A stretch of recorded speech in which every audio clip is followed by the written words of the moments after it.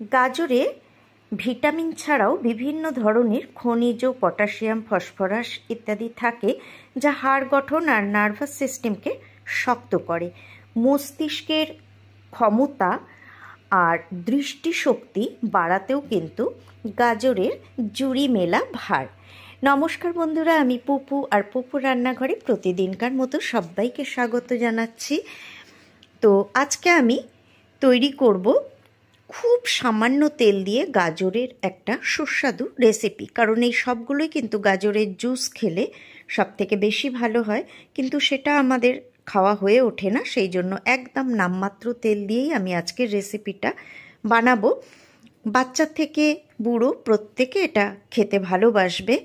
প্রচণ্ড সুস্বাদু হয় এটা ভাত দিয়েও যেমন খাওয়া যায়, আর রুটি পরোটা দিয়েও খুব ভালো লাগে। আমার আজকের রেসিপি ভালো লাগলে প্লিজ একটা লাইক করো আর কমেন্ট করে জানিও কেমন লাগলো। বাড়িতে অবশ্যই করে খেও তোমরা। যারা নতুন বন্ধু তাদের অনুরোধ করব এরকমই সুন্দর সুন্দর রেসিপি পেতে আমার চ্যানেলটা সাবস্ক্রাইব করে আমার পাশে থাকার জন্য। চলো তাহলে শুরু করে দিই আমার আজকের রেসিপি। এখানে আমি কিছু দেশি গাজর নিয়ে নিয়েছি আর একটা মাঝারি মাপের পেঁয়াজ খোসা ছাড়িয়ে রেখে দিয়েছি। আর গাজর এখানে 400 গ্রাম মতো আছে, তবে আমি দেশি গাজর পেয়েছি বাজারে, সেই জন্য নিয়েছি। এগুলোর স্বাদ কিন্তু ভীষণ ভালো হয় খেতে, এমনিও খাওয়া যায়।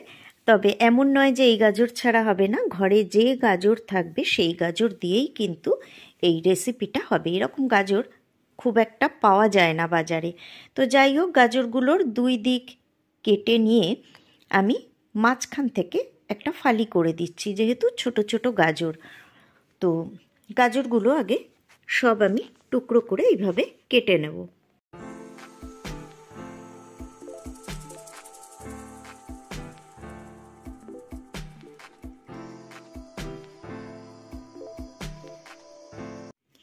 তো দেখো, গাজরগুলো সব আমি মাঝখান থেকে ফালি করে কেটে নিয়েছি। আর এখন এই পেঁয়াজটাকে আমি একটু বড় বড় টুকরো করে কেটে নিচ্ছি। পেঁয়াজ, গাজর এগুলো কিন্তু আমি কাটার আগেই পরিষ্কার করে ধুয়ে নিয়েছিলাম। তো এগুলো সব কাটা হয়ে গেছে। এখন দেখো, একটা কুকারের মধ্যে আমি গাজর আর পেঁয়াজটা দিয়ে এর মধ্যে একটুখানি জল দিয়ে দেব, আর দিয়ে এটাকে আমি 4টে হুইসেল দিয়ে সেদ্ধ করে নেব। মানে যে কটা হুইসেল লাগে তোমরা সে কটা হুইসেল দেবে। খুব ভালো মতো সেদ্ধ হতে হবে, নইলে মাঝখানে কিন্তু শিরগুলো শক্ত হয়ে থাকে। তো দেখো, গাজর আর পেঁয়াজটা আমি বেশ 5-6টা সিটি দিয়ে ভালো করে সেদ্ধ করে নিয়েছি। আর এটা কিন্তু এখন একদম ঠান্ডাও হয়ে গেছে। একদম ঠান্ডা করে নিয়ে নিচ্ছি একটা পাত্রের মধ্যে।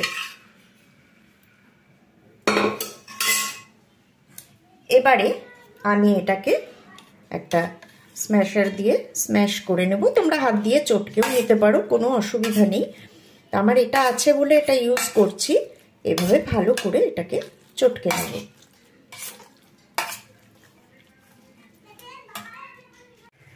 গ্যাসে কড়াই বসিয়ে দিয়ে দিচ্ছি অল্প একটুখানি সর্ষের তেল। খুব অল্প একটু তেলই আমি কিন্তু দিচ্ছি, দেখতেই পাচ্ছ। আর এটা খুব হেলদি আর ভীষণ সহজ একটা রেসিপি। তেলটা ভালো মতো গরম হয়ে গেছে। এখন দেখো, আমি একটা শুকনো লঙ্কা একটুখানি এভাবে 2 টুকরো করে তেলের মধ্যে দিয়ে দিলাম। লঙ্কাটা ভাজা ভাজা হয়ে গেছে। এখন আমি এর মধ্যে দিয়ে দেব 1/2 চা চামচ কালো সর্ষে। এটা কালো সর্ষে দিলেই খেতে ভালো লাগে। এবার এর মধ্যে দিয়ে দেব টুকরো করে কেটে রাখা একটা মাঝারি মাপের টমেটো।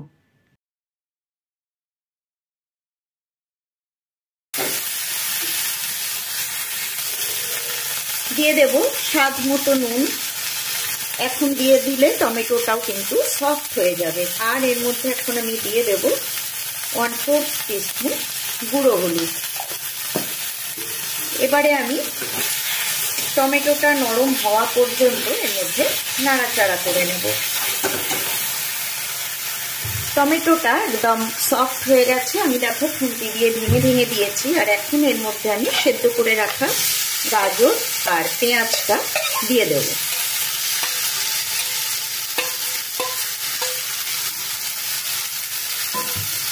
এটা অত্যন্ত সুস্বাদু হয় খেতে। এতে চিনি দিতে হবে না, কারণ গাজর এমনিতেই মিষ্টি। তো এখন আমি লো ফ্লেমে এটাকে নাড়াচাড়া করব। আর এর মধ্যে এখন আমি দিয়ে দেবো একটা কাঁচা লঙ্কা। তোমরা ইচ্ছা করলে আর একটু বেশি কাঁচা লঙ্কা দিতে পারো। আমাদের ঘরে ঝাল কম খাওয়া হয়, তাই একটা দিলাম।